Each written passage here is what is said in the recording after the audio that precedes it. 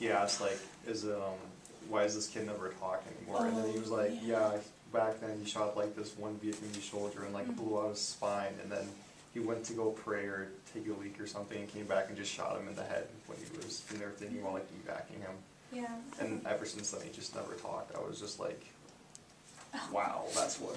I found it really war interesting is. how he talked about some of the other soldiers. Like, he talked about them each with like a really specific tone, but when he talked about them, he only like, I felt like because he only noticed certain things about them, and he didn't realize until later what actually caused those things. So that kind of, with me, fit the whole him being desensitized to what was going on around him at the moment, and then like the empathy that showed up later in life.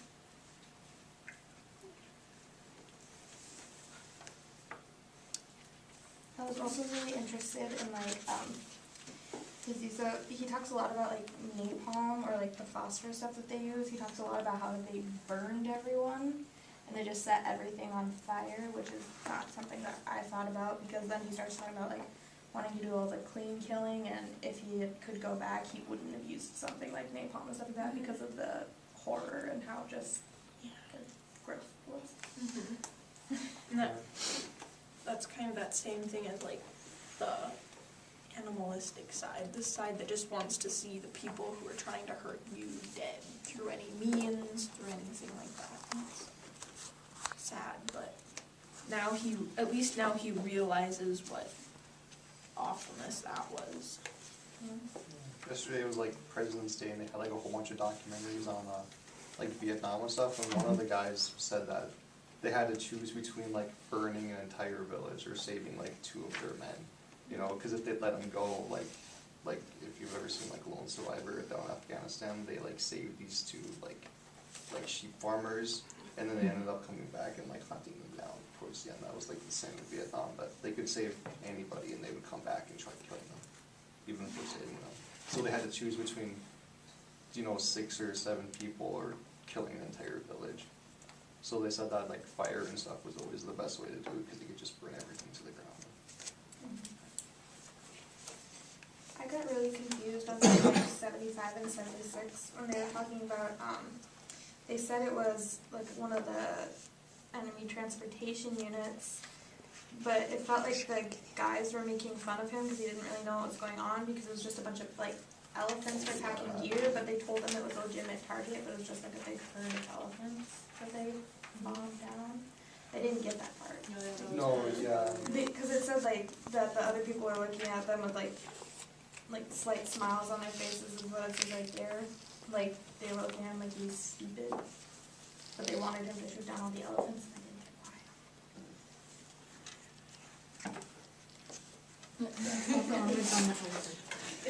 Okay, so like, what I got from it was he was a new, like, commander, and they tricked him into thinking the elephants were a way of the Vietnamese that got their weapons to and from places, so if you killed the elephants, they wouldn't get their weapons, but it was just a trick to see if he would be, because I have to find it.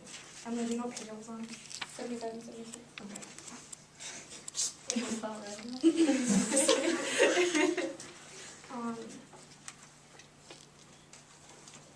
It was like, you can't be, I didn't want to look soft or indecisive. This is my first patrol, my debut, my coming out. So I ended up looking totally soft and indecisive and said, you sure it's a legitimate target?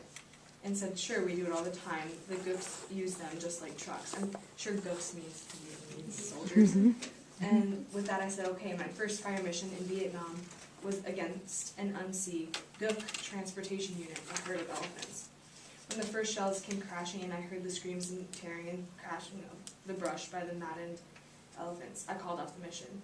I was so ashamed I didn't even take the patrol into the job to see the damage. In the intensity of war, we see the ordinary small evils driven by trivial causes, such as not wanting to look incompetent or soft, and magnified into horrors such as wounding of innocent animals. So because he didn't want to look soft or like he didn't know what was going on, he let them shoot them for fun. It was just a trick on him, I'm pretty sure. Yeah, that's what it sounds like. And they were just tricking him to see, because he was the new guy, and they're just having fun, and then he was ashamed because he let them just shoes, those animals. Sorry. I know. Okay. To like the little like theme about him being ashamed, there's a part in the book that goes and talks about he's with his what do you call them? No, the group that they're together. You Platoon? Know? Platoon. Ah, okay. So he's with his platoon, and then some of them have to leave to go help.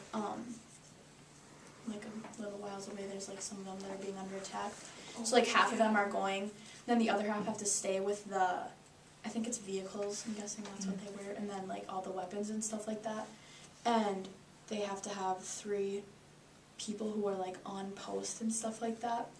And he calls them kids. That's like kind of what's stuck with me. The listening post, right? Yeah, the listening post. And then they had to go up there and they got attacked, and all 3 of them were wounded. And then right away they just had to send like 3 more up there, and like that kind of goes with the whole like kind of whatever, can't remember the word.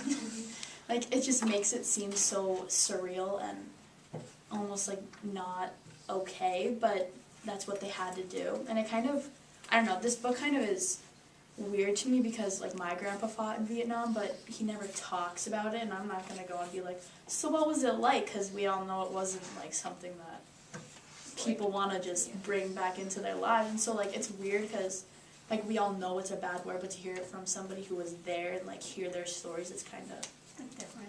yeah. And it's kind of devastating just because you don't know what your grandparents did or like what they saw, so that kind of just. And going back to like the elephant thing and how he didn't want to look soft and like how ego is important, there was a quote on page 74 and it says, in war as in normal life there are still far more cases where the body is not threatened but the ego is. For those in positions of authority, the farther from the action, ego survival is the key factor. So Yeah, he says a lot of quotes like that are like life, and then when he said pain was the key to life, and like kind of like made him sound like you have to. Oh, they're talking about the friend. Yeah. That was so sad. They were talking about one of the guys who he was with, and he, like, pretty much got a big hole shot in him, and like they had to lay him on his side so that his good lung wouldn't get filled with blood, and like the fact that they had to just worry about like keeping him alive, and there's nothing you can do to like really like help him, and then like the goal is to just try and get him out alive, let alone like be able to live a life after you get him out of that situation. It's kind of like crazy to think about it. Like that's not how we have to live, you know what I mean? So like, think about how fast they had to grow up. Because they were basically becoming parents by taking care of all these other wounded soldiers who could be their friends while also having to like protect themselves, make sure everyone else was okay and everything's like in line and order. yeah, that's kind of like that thing when he was up in the helicopter and he was shooting at some of the Vietnamese. But anyways, so like how much they had to do at one time. It was the 2 of them. It was him and the pilot. And there were all sorts of communications going in and out. The pilot had to be to get the airplane to go in the right place and correspond with like the command center. And then he was shooting at them, and he was trying, typing in coordinates to go to the command center, and he was trying to guide the pilot, and like everything was going on at once, and he was trying to like get it all down, and it sounded like insane. Thinking of all the stress that has to do with the reason like these soldiers are the way they are during the Vietnam War. Yeah, it makes like, I don't know, kind of just makes more sense, you know, like we hear all these things and you don't really like think about why things are the way they are, and then like how you're talking about how they had to grow up really fast. It's kind of like, I'm not saying cool, but it's when you hear people talk about how like they made their greatest friendships and they found their family and stuff like that while serving. It's kind of like, I don't know, kind of cool to think about things like that. Like you think of your family when you're thinking of like a sports team and stuff like that, but like that's their family. Like you see the short guy, that's like your little brother. You know what I mean? Like you have to kind of like really just connect with them to be able to like make it through. And Especially since they're like taught that too, like in training, because the bar scene, when the one guy gets beat up, and then they all had to go through that, and since he was like the leader of the group, he got into the most trouble. Yeah, because he didn't, Watch he out didn't for do them. it, he didn't stop the guy from doing Yeah. it. I thought that was kind of cool, like. Group work at The its way they finest. talk Yeah. to them, Or we They had, have like, to watch each or other. had like sit out, or go into And the get in the swamp. mosquitoes. Yeah. Ugh. I literally itched when I read the part. I'm like, no, no, no, no, no. hurt. Yeah. Ugh, yeah, awful. But how you were saying about like the teamwork and how there is a quote in here. It's at the part where he's talking about the Hindu chariot driver and the great warrior there. How they were talking about, oh gosh, train of thought just dropped out of the sky. It was, Okay, it was like the person, and he would have to like fight his family, but he chose to not fight his family Exactly. because he wanted. Mhm. He thought that doing that That- was more like respectful or better than actually fighting them. And Yeah. he thought that sacrificing himself would be more worthwhile than killing his family. Yeah. That, and then also where he was saying that, so about the bar fight one, that not taking action is an action, or is a choice. How you can't just keep out of some things. You have to do something. So, yeah, and that's like, Even not doing something is doing yeah, something. there you go, that's what it was. Something will always fill the void. Like, I thought it was interesting too, how like, comparing it to like now, how like, as high schoolers, we were like taught, you have to be independent, you're gonna be moving out, and you can depend on your parents for some things, but you're gonna be living by yourself, you're gonna pay your own bills. But in their training, they're taught to depend on each other, and others are depending on them as well. And that without that, they're kind of screwed. Not kind of, they are. And ours is just like, if we depend on people, then you're not gonna get as far as like the rest of the world, unless you do it by yourself. Yeah. I shocked it every single time.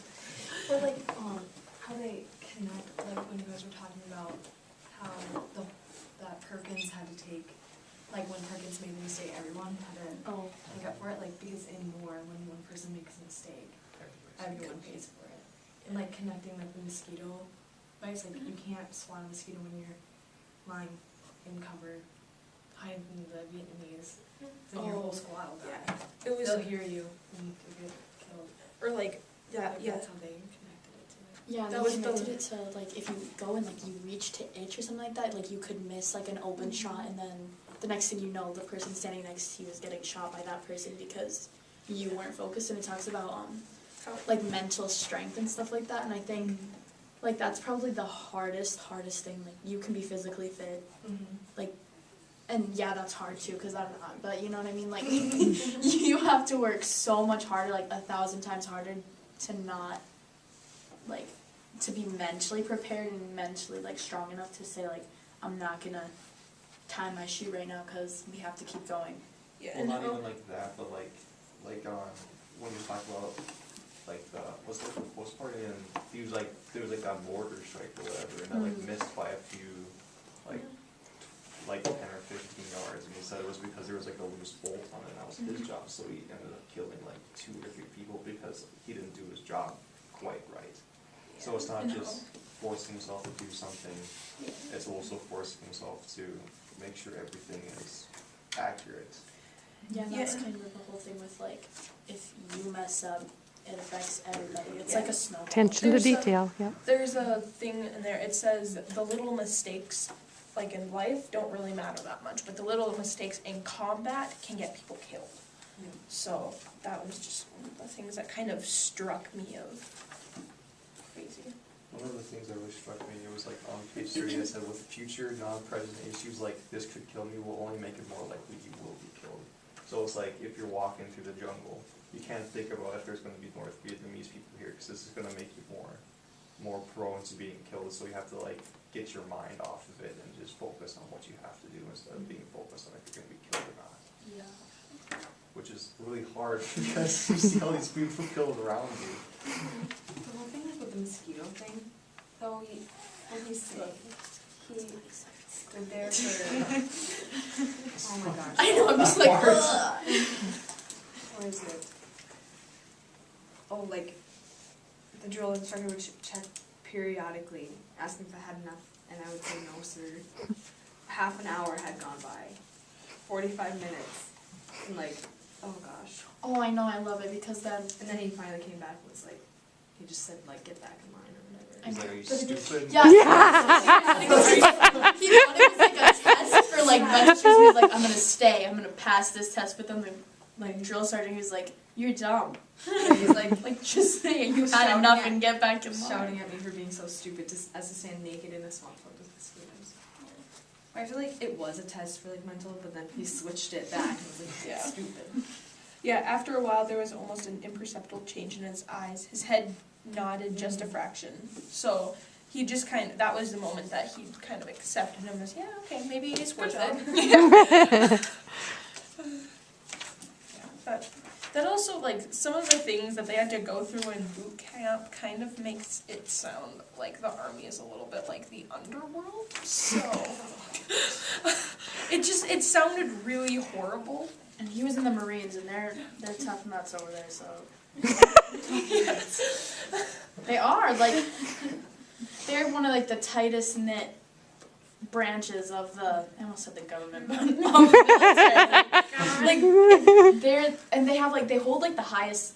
This is what my grandpa said. They hold the highest pride of the military and stuff like that. Which it's true because like they're there because they want to be there. Like they're taking crap from everyone trying to make it into the Marines. Like you have to be like the most determined that you've ever been. You can tell that To he get holds there. pride in it, because like even in his later stories, I was talking about like once a Marine, always Marine. Like when he was talking to the therapist, he's like, I wanted to quit, I wanted to stop talking about it, but once a Marine, always Marine. Like he couldn't stop. You know, so you can tell that he takes pride in it.